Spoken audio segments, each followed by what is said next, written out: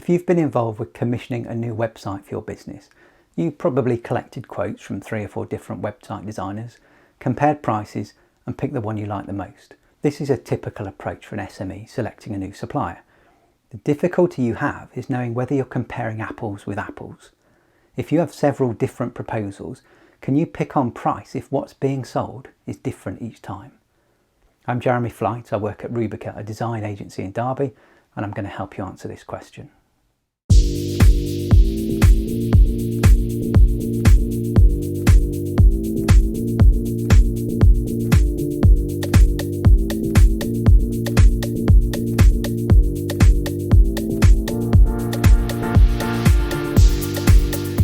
Let's take a step back and think about the fundamentals of a proposal from your prospective website designer.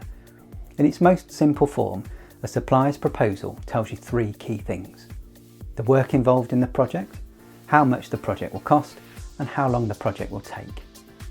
No matter how much other detail the proposal includes, these 3 pieces of information are the crux of what's on offer from that supplier, and there's an intrinsic relationship between each element.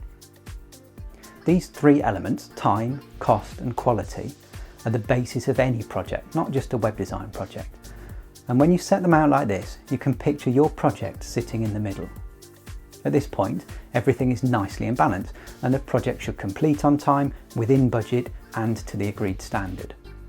If you increase what's included in the project, there's an inevitable effect on the cost and the timescales. Bigger, more complex websites cost more and take longer to build.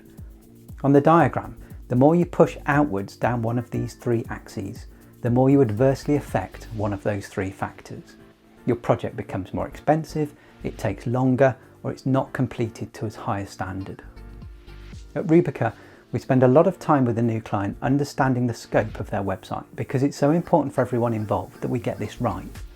Asking the right questions, explaining appropriate choices, and guiding the client towards an outcome that's best for them are all key project management skills we use on every website project.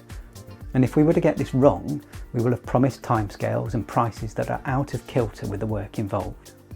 You can use this diagram to look at the situation from another angle too. If you need to fix the cost of a project because you have a budget you must stick to, you naturally limit the size of the project for a given timescale or for an acceptable level of quality. Like any customer, you want as much as you can get for your money, but sometimes pushing the scope of the project too far for an agreed cost, or driving down a supplier's price for an agreed amount of work, will only lead to negative consequences elsewhere. The project won't be delivered on time, or the quality of what does get delivered won't be good enough. In this case, your website will become a failing project, where relationships break down, animosity and disappointment increase, and the whole thing ends up being regarded as a bad experience. Someone once said, somewhat flippantly, that for any given project the customer can choose only 2 of the following. You can have your project done cheaply, or quickly, or well, but you can't have all 3. And if you want it doing quickly and cheaply, it won't be very good. If you want it doing quickly and well, it'll cost more, and so on. What does this mean for you when you're comparing different website proposals? Well, let's think about price. If you're naturally someone who always goes for the cheapest proposal on offer, sooner or later you're likely to run into a situation where you realise that the cheapest proposal didn't actually include as much as one of the other more expensive quotes. So you paid less, but you got less for it.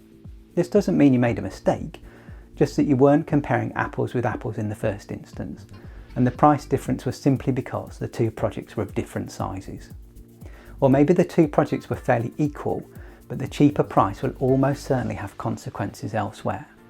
The cheaper project may have taken longer to complete, or more likely in the case of a website, it wasn't completed to the same standard. The lesson here is to understand that there's an implicit relationship between the cost, time and quality of a website design project. And when you're making a buying decision for your business, think more about finding a solution that offers you the right balance between all 3, rather than necessarily choosing the one that's the cheapest. After all, for many businesses, their website is their public face, and presenting something that's poorly designed or doesn't work well will only encourage would-be customers to think poorly of you. Getting your website built cheaply is not a winning outcome if it actually deters customers. We regularly post videos like this one on our YouTube channel. We brand them as QA videos because answering questions is a natural part of any project we work on with a client, and we're happy to share our knowledge with others at the same time. If you subscribe to our channel, you'll get an automatic notification every time we add a new video, which will make sure you never miss out on new content.